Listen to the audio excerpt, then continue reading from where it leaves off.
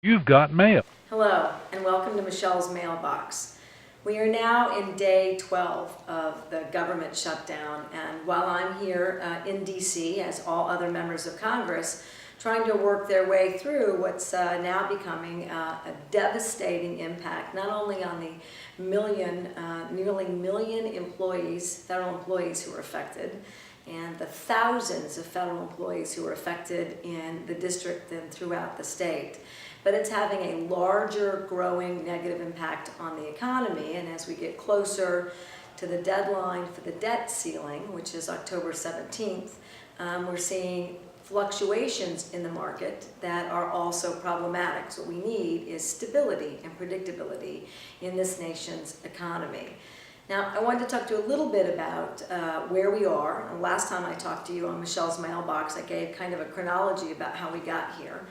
We are still very clear that we're not going to let a minority group in the House use policy, the repeal of the Affordable Care Act, to shut down government just for that purpose in an unrelated effort, not allowing us to vote on continuing resolutions, which are the authority to keep government open until we can negotiate a budget.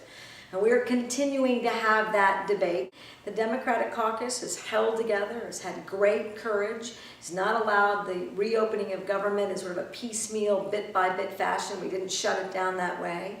And we're making it very clear that what's necessary moving forward is a real negotiation.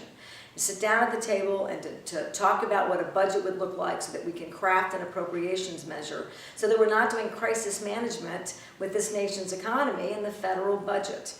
That's the only way to create bipartisan efforts at bipartisan solutions that move the entire country forward and remove the status quo out of the House of Representatives, which is the opportunity to lock it down or to prevent any regular order of business. And that spurred me and many others in New Mexico and in the district to think about, while this is going on in Washington, D.C., what can we do to affect the individuals and the families who today are receiving about 40% of their paychecks? And while some, not all, will get back pay, we don't know when that occurs or whether they're going to dole that out paycheck by paycheck so that you never really are whole in your monthly budget. And I'm really happy and pleased to report to you that we've had an overwhelming response by community partners and business leaders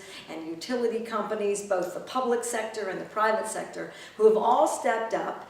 And yesterday we announced that these partners have all come together to make sure that they aren't going to report these federally furloughed employees to credit bureaus, that they work with them on a variety of payment options or arrangements, that some financial institutions are going to allow for the skipping of payments.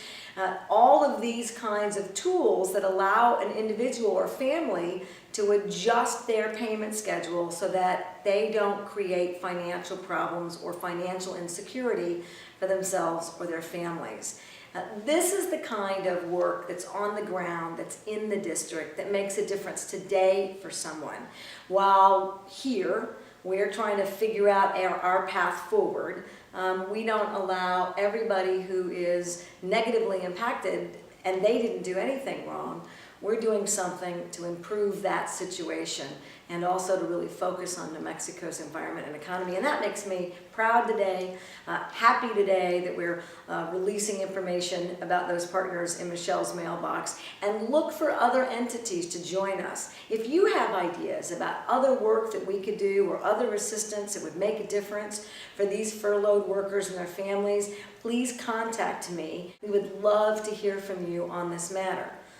I hope that the next time I give you an update in Michelle's Mailbox, I'm talking to you about the reopening of government, that we voted on a continuing resolution, and that we're working in a bipartisan effort to negotiate a budget and a path forward that will really speak to a healthy financial investment in our nation's economy and refocuses on the people in New Mexico and in my district who need a government to be on their side today more than ever.